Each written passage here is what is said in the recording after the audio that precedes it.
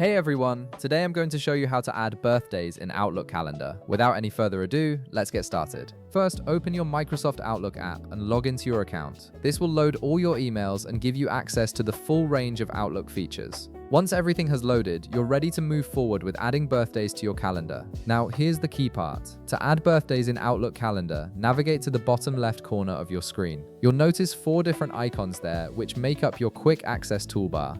These icons give you fast access to different sections of Outlook. From this list, click on the icon that looks like 2 people. This is your contacts menu, and clicking it will open up all your saved contacts. Once your contacts menu has opened, locate any contact you want to add a birthday for. Right-click on that contact, and a context menu will appear with several options. From this menu, click on Edit Contact. This action will open a dedicated contact window where you can view and modify all the details for that person.